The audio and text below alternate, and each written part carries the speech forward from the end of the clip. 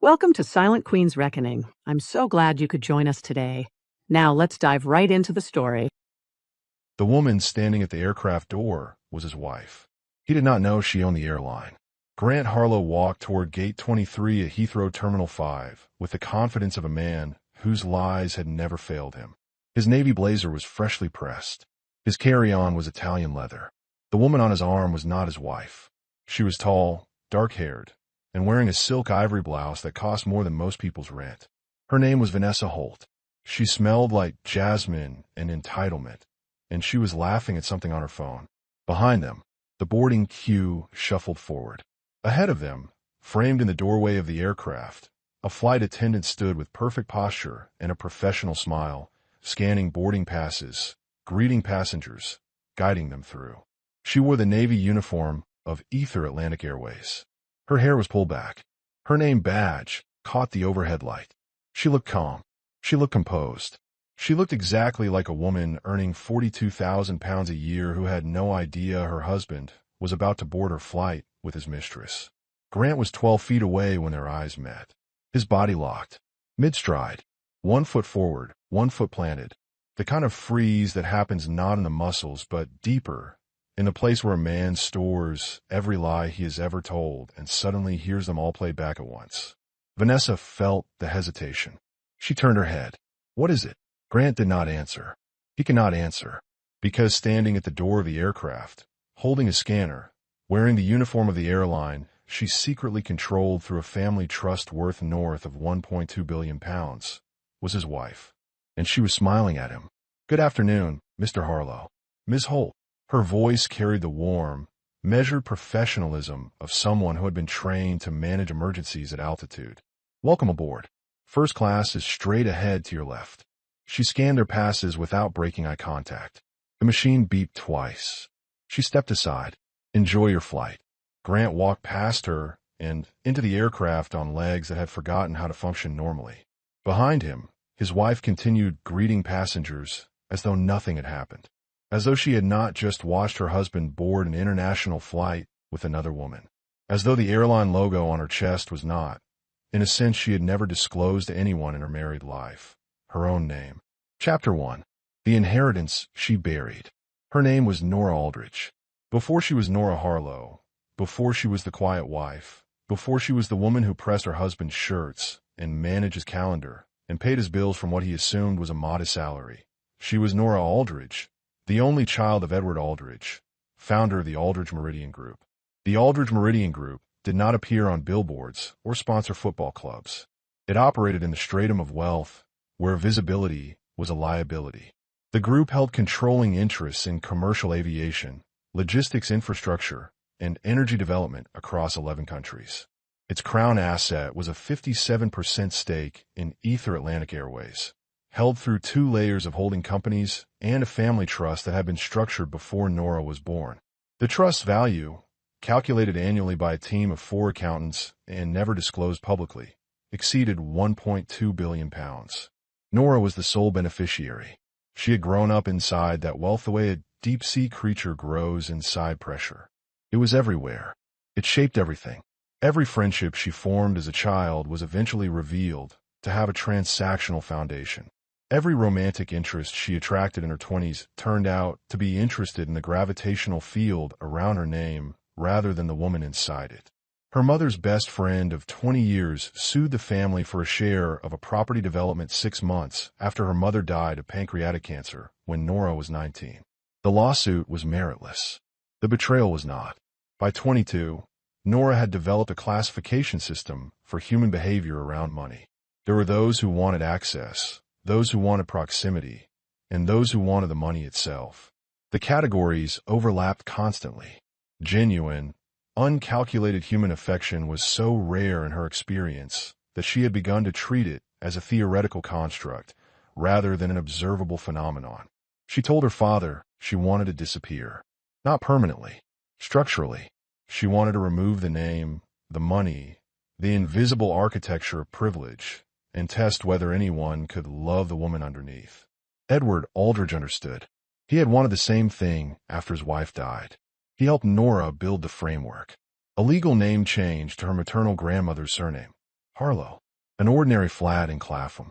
A working salary. And a career she had genuinely wanted since she was 16, when a composed, authoritative flight attendant had talked her through a severe panic attack during turbulence over the Atlantic and showed her that calm under pressure was the most valuable skill a person could have. She trained. She qualified.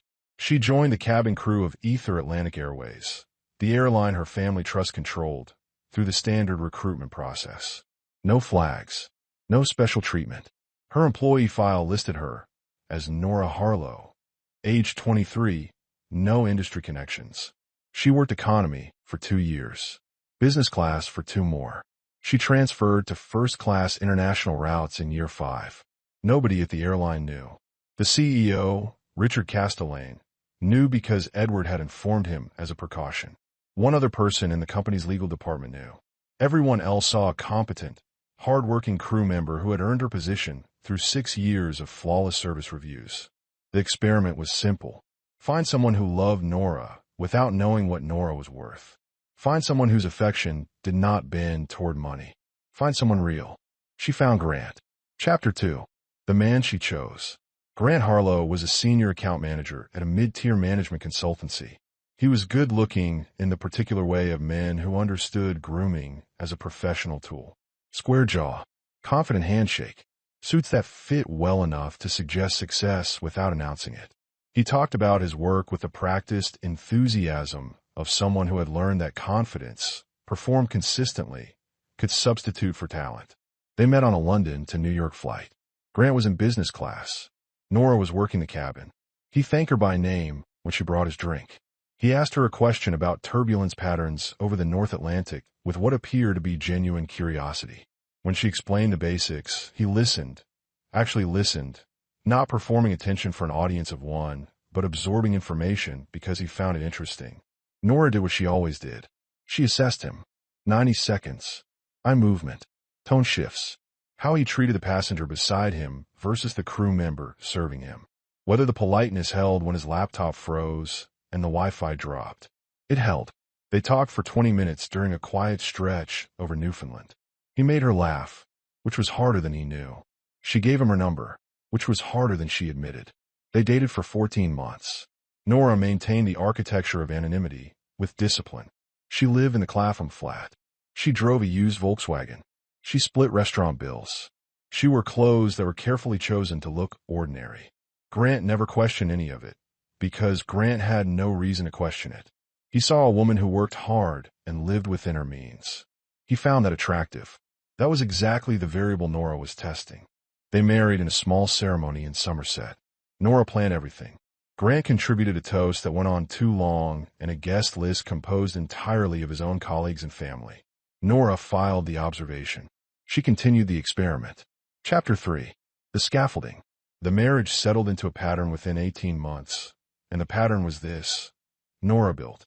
Grant inhabited. She managed the household, every dimension of it. The mortgage, paid from her salary, and a small personal account funded by dividends from a minor investment portfolio that was itself a fraction of her holdings. The council tax, the insurance, the broadband, the water softener delivery, the boiler service contract, the parking agreement with the building management, every bill tracked in a color-coded household app, every repair scheduled, every system maintained. Grant's salary covered his car payment, his club membership, his wardrobe, and his personal expenses. The rest, the entire infrastructure of their shared existence, ran on Nora's labor and Nora's money and Nora's relentless, invisible competence. She also managed his career without his knowledge. She memorized the names of his clients' spouses. She tracked his quarterly targets and reminded him of deadlines he forgot. She prepared informal briefing notes before networking events, delivered as casual conversation, so he could present her insights as his own. She caught errors in his proposals on 3 separate occasions, each time framing the correction as an observation so minor that he absorbed it without registering the source. The penthouse they lived in, a glass-walled flat overlooking the Thames that Grant considered the crowning achievement of his career, was located in a building owned by a property fund. The property fund was managed by a REIT. The REIT's largest institutional investor was the Aldridge Meridian Group, Nora had arranged the lease terms through a contact she maintained quietly, ensuring the rent fell within a range that Grant could believe he was affording on his own. He could not, in fact, afford it on his own. But the subsidy was invisible, buried 3 layers deep in corporate architecture that Grant would never examine, because Grant did not examine things that worked in his favor. The Range Rover he drove, the one he referred to at dinner parties as his reward for a decade of hard work, had been purchased by Nora's private office and titled as a birthday gift. The transaction was structured to appear as a generous but ordinary spousal gesture. It was not ordinary. The vehicle cost £87,000. Grant believed it cost roughly half that because he had never looked at the paperwork. He had never looked at any paperwork. He had never looked at anything Nora managed, because looking would have required him to acknowledge that she was managing it, and acknowledgement would have required gratitude, and gratitude would have required him to see her as something other than a convenient backdrop to his own ambitions. Nora documented everything. Not for divorce. Not yet. Out of instinct.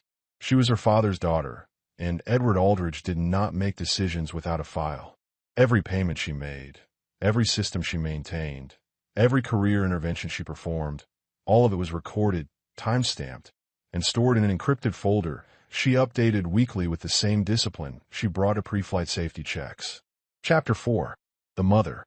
Grant's mother, Judith Harlow, was a retired dental practice manager from Kent who had translated the administrative authority of scheduling root canals into a philosophy of domestic governance. She was not wealthy.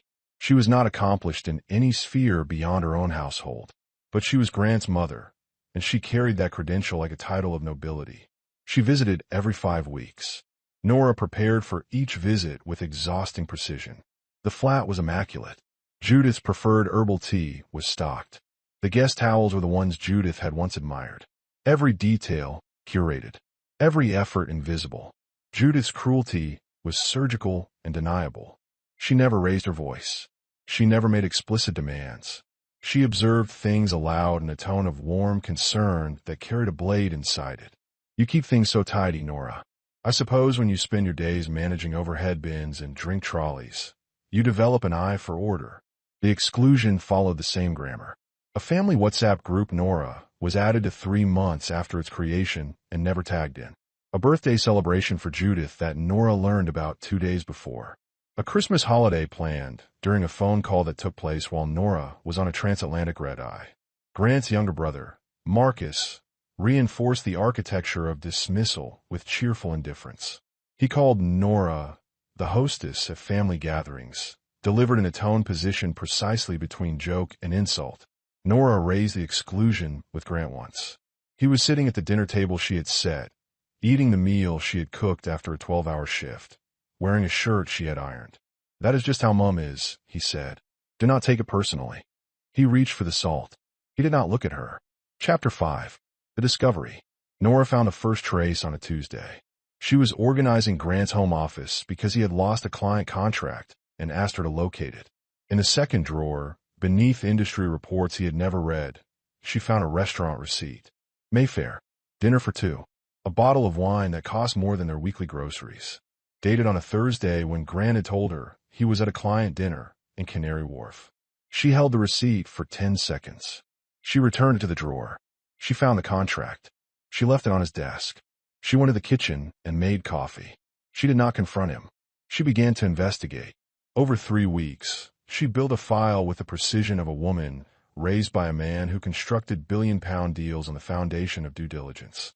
Credit card statements showed recurring charges at 3 restaurants and 1 hotel that Grant had never mentioned.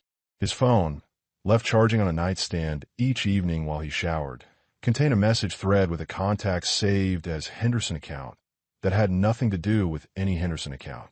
The woman was Vanessa Holt, an associate at a competing consultancy. 32. Brunette. Confident in the way of someone who had learned that appearance was currency and spent accordingly. The affair had been running for approximately 7 months. Nora documented everything. Dates, locations, amounts, photographs taken from a distance. She stored it in the encrypted cloud folder and updated it weekly. Then she made a phone call. Not to a lawyer. Not yet. She called Richard Castellane, CEO of Ether Atlantic Airways. "Richard, it is Nora. Richard Castellane had met Nora exactly twice, both times privately, both times at Edward's request. He knew who she was. He understood the weight of that knowledge. The London to Dubai route. Next Friday, I won't be assigned a first-class service. That is a premium rotation. I will need to move someone. Move someone. A pause. Anything else? My husband will be on that flight. Seat 4A.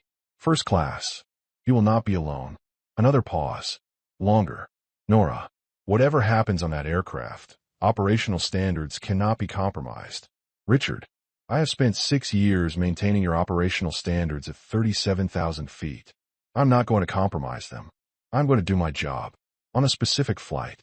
For a man who does not know who he married. Confirmed. First class. Friday. Chapter 6. The morning. Friday morning. Sunlight through the penthouse windows. Nora stood in the kitchen in a white blouse and navy skirt, packing her crew bag. Grant walked and adjusting his cuffs. You are leaving early, she said. He poured coffee with practiced ease. Busy day. Investor meetings. She studied him. He looked polished. Expensive. The blazer she had dry cleaned hung perfectly on his shoulders. You have been traveling a lot lately. He shrugged. Consulting life. Where's this one? Abuja. Very important people. Should be back by Wednesday. Nora nodded slowly. She handed him the blazer she had pressed. She kissed his cheek. She watched him walk to the Range Rover she had bought him and drive toward an airport partly owned by a woman he believed earned £42,000 a year. Then she picked up her crew bag, locked the door of a penthouse she owned through 3 layers of corporate architecture, and left for work. Chapter 7. Gate 23. Nora arrived at Heathrow through the crew entrance at 12:40. She changed in the staff locker room. She checked her uniform, her badge, her hair. She looked at herself in the mirror. She saw a woman who had spent 6 years pretending to be smaller than she was. She saw the experiment reaching its conclusion.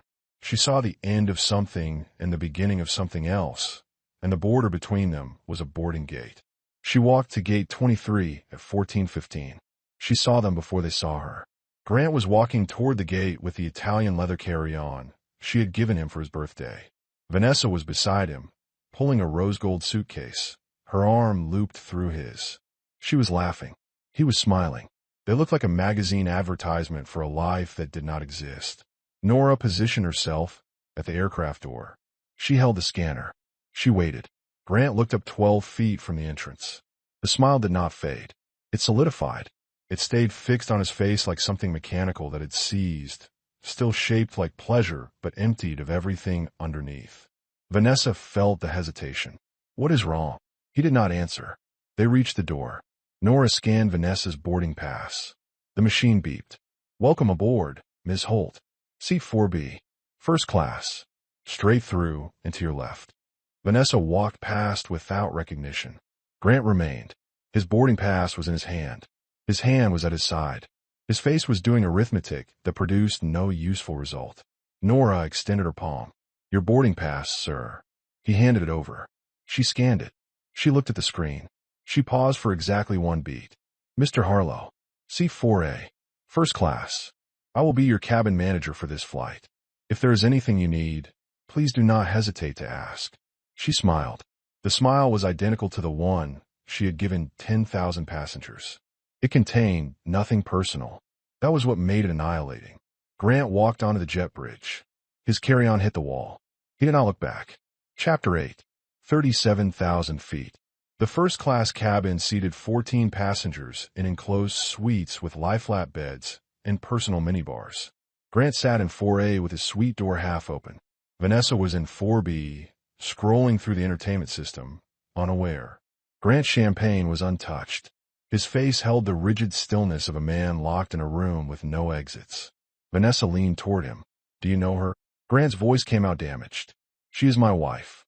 Vanessa's hand stopped on the screen. The color left her face in stages. Your wife is working this flight. Yes. The wife you told me flies domestic routes. Yes. The wife who thinks you are in Abuja. Grant closed his eyes. Nora worked the cabin with the precision that her supervisors had documented in every review. She served champagne. She distributed menus. She confirmed meal preferences. She moved through first class like a woman for whom this was simply another shift, and the normalcy of her performance was the most unsettling thing Grant had ever witnessed. She reached their row 40 minutes in. She held a leather-bound menu. "Mr. Harlow, may I take your dinner order?" He looked up. He searched her face for anything he could read. Anger, pain, accusation. He found nothing. Her expression was professional, courteous, sealed. The lamb or the sea base? He stared. "The lamb," he managed. "Excellent. And for you, Miss Holt?" Vanessa ordered the sea base in a voice that had lost all its earlier brightness. Nora wrote the orders. She turned to leave. Then she paused. She leaned slightly toward Grant, just enough that her voice would reach only him. "I hope the investors' meeting in Abuja goes well." She straightened. She walked away. Grant's knuckles went white on the armrest. He did not move for 11 minutes. 2 hours into the flight, Vanessa spoke without looking at him. "She is not going to scream. She is not going to cry. That is what frightens me." Grant stared at the ceiling of his suite. "She's going to serve us dinner at 37,000 feet, and then she's going to destroy you on the ground." Grant said nothing, because he knew Vanessa was right, and because he was beginning to understand, far too late, that the woman he had married was not the woman he thought she was. The composure was not a performance. It was the discipline of someone who had been managing systems more complex than Grant Harlow for her entire life, and who had simply, finally, decided to stop managing him. Chapter 9. The Landing. Dubai. 20 to 40 local time. Passengers disembarked. Nora stood at the forward door, thanking each one with the same composed warmth. Grant was among the last. Vanessa walked ahead, already on her phone, already recalculating. Grant stopped at the door. "We need to talk." "We do," Nora said. "But not here. I will be home Thursday. I suggest you cancel the rest of your trip." She said the word trip the way a surgeon names a diagnosis. Clinically, without emphasis. The emphasis was in its absence. Grant walked off the aircraft and into the terminal and into a week in Dubai that was supposed to be paradise and was instead 7 days of luxury he could not enjoy because every champagne glass and every ocean view and every silk pillowcase reminded him of the woman who had served him dinner with steady hands while his world was coming apart. Vanessa tried. She pointed at views. She ordered room service. She wore the kind of outfits designed to make men forget their problems. None of it worked. Grant checked his phone compulsively. Nora did not call. She did not text. The silence was absolute, and it was the loudest thing he had ever heard. "That silence is dangerous," Vanessa said on the third night, standing on the balcony overlooking the marina while Grant sat inside staring at nothing. "You are imagining things." "I'm not imagining anything. Your wife caught us on a plane, and she smiled." Women who smile when they should scream are not forgiving you. They are planning. Nora was not planning. She had already planned. From her hotel room in Dubai, she sent 3 messages. One to her father's chief counsel. One to the Aldridge Meridian Group's head of property. One to a forensic accountant who had been on family retainer for 18 years.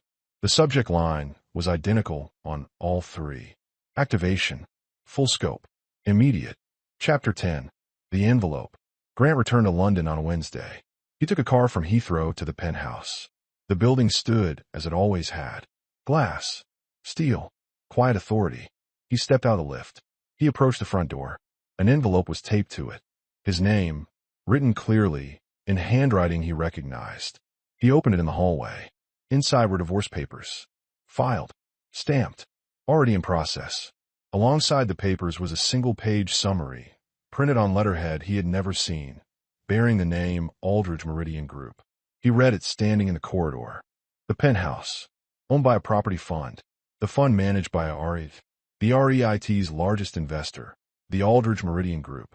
Controlled by a family trust. Sole beneficiary, Nora Aldridge.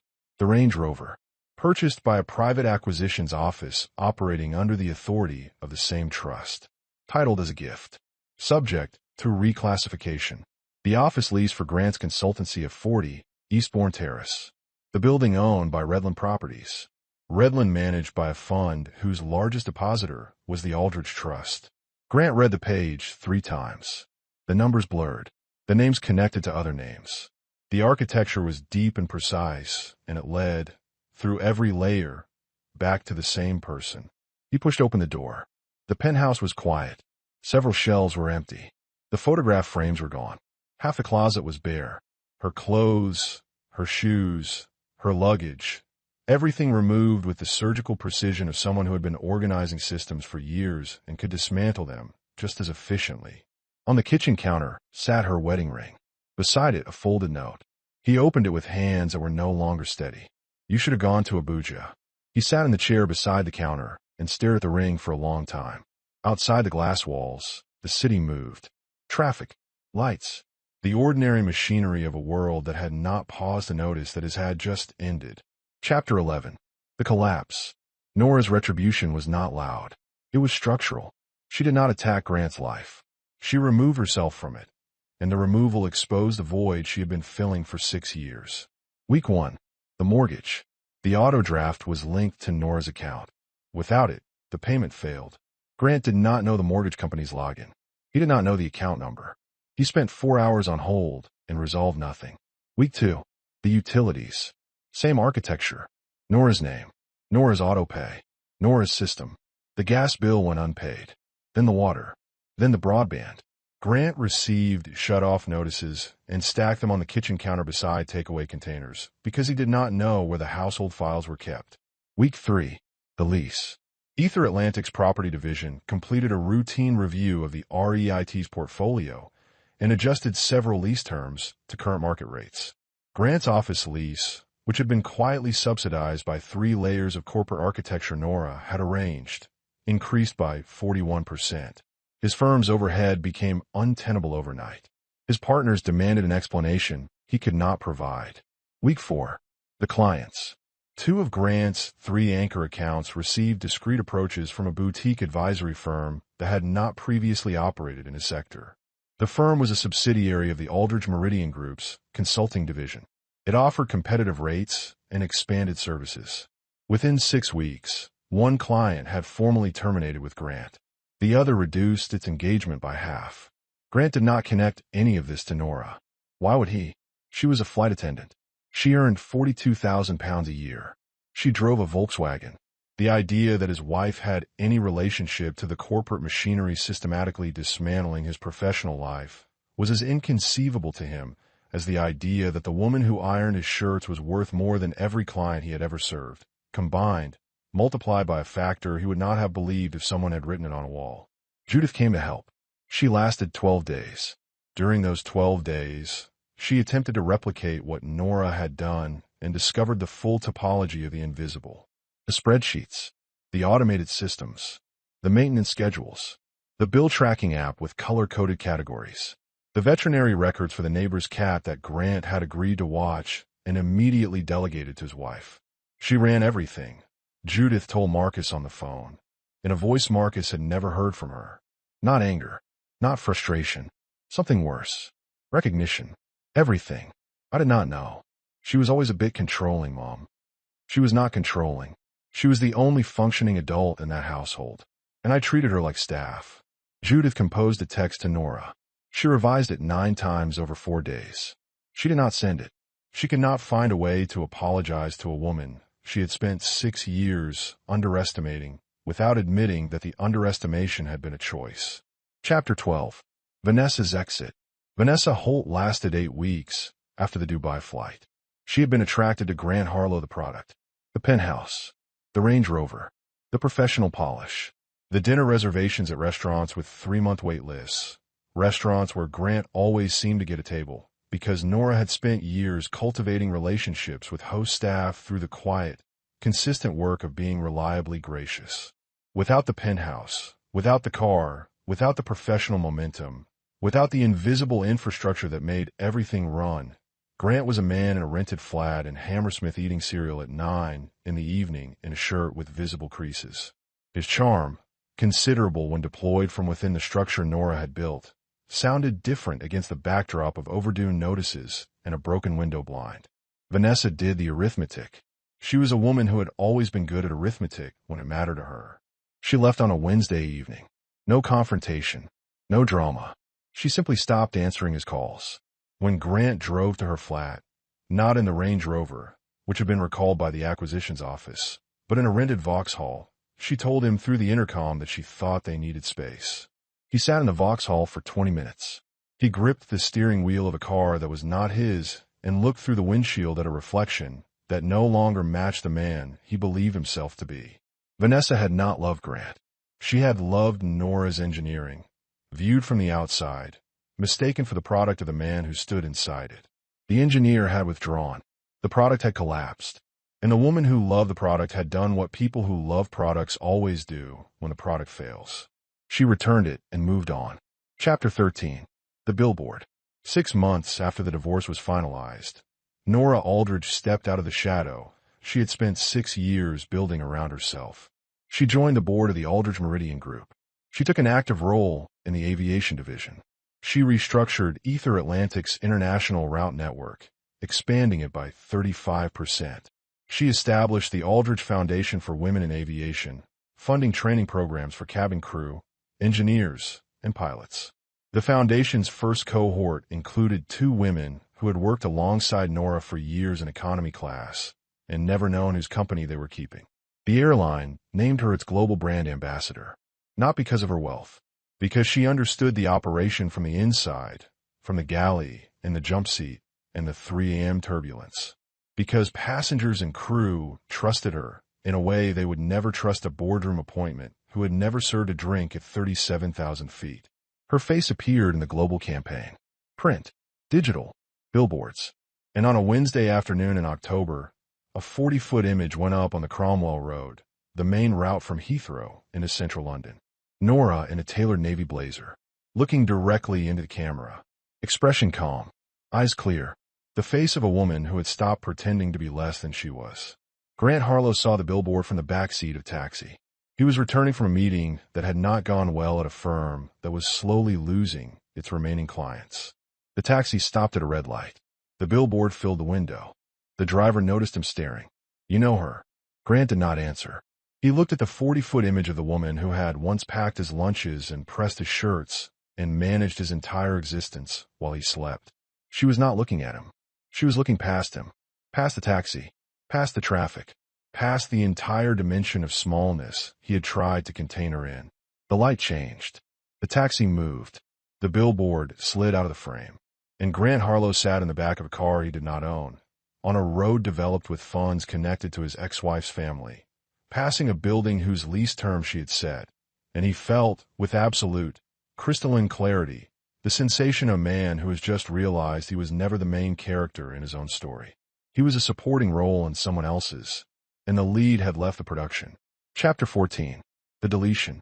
On a Sunday morning in November, 1 year after the flight to Dubai, Nora sat on the terrace of her flat in Kensington. She had purchased it outright under her own name, the first property she had bought openly since the experiment began. Floor-to-ceiling windows, a terrace lined with lavender, a view of the park. Her father sat across from her in a garden chair, reading the Financial Times, eating toast he had made himself. Edward Aldridge had always considered self-sufficiency a baseline requirement of character, not an accomplishment worth noting. Nora held a coffee. Her phone was in her other hand. On the screen was the encrypted cloud folder she had created 19 months earlier. Every credit card statement, every hotel booking, every message screenshot, every data point in the architecture of evidence she had built with the same discipline she applied to everything. She scrolled through it once, slowly, the way you walk through a house you are leaving for the last time. Then she selected the folder. She pressed delete. The phone asked her to confirm. She confirmed. The folder vanished.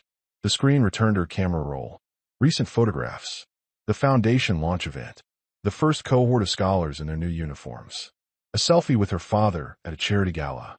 The Cromwell Road billboard, photographed from the ground, her own face looking back at her. The terrace at sunset, lavender and city light. She closed the phone. She sat on the table. Her father looked up. Finished. Finished. He returned to his paper. She returned to her coffee. A plane crossed overhead, climbing out of Heathrow, banking south, carrying passengers who might or might not be telling the truth about where they were going. Nora watched it rise until it was a point of light against the November clouds. She thought about the experiment. 6 years of living below her own surface. 6 years of testing whether someone could love the woman without the wealth. The answer had been definitive. Grant had not loved the woman. He had consumed her labor. He had inhabited her infrastructure. He had mistaken her competence for servitude and her silence for weakness. And when someone louder and shinier appeared, he had walked away without a backward glance, never suspecting that the ground he was walking on belonged to the woman he was leaving.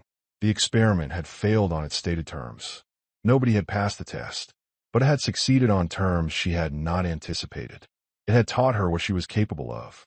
Not the wealth, not the name, the capacity to build a life from the ground up, to manage complexity invisibly, to endure sustained disrespect without losing her composure or her competence, and then, when the time came, to dismantle the entire structure with the same quiet precision she had used to build it. She was not angry. Anger had served its purpose and been retired. She was not sad. Sadness arrived in waves, usually at unexpected moments, and she let it pass through without holding it. She was not vengeful. The revenge had been architectural, not emotional, the simple, devastating act of withdrawing from a system that could not function without her and watching the system prove it. When she was sitting on that terrace with her coffee and her father and the lavender moving in the November wind, was herself, Nora Aldrich, not the disguise, not the experiment, not the quiet wife or the invisible engineer or the woman who made herself small so that someone else could feel large. Herself, full scale, full name, full view. Some women leave loudly. Some women leave quietly. Nora Aldrich left precisely. She removed the scaffolding with the same care she had used to erect it, and she let gravity do the rest. The man who had stood on her shoulders discovered, too late, that he had never learned to stand on his own. And the woman who had hidden everything to find love discovered something she had not been looking for. She discovered that the most important person to be seen by was herself. If this story resonated, if it echoed something you have lived or something you're still carrying, subscribe and turn on notifications.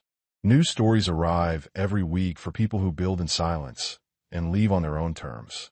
The next one is already waiting.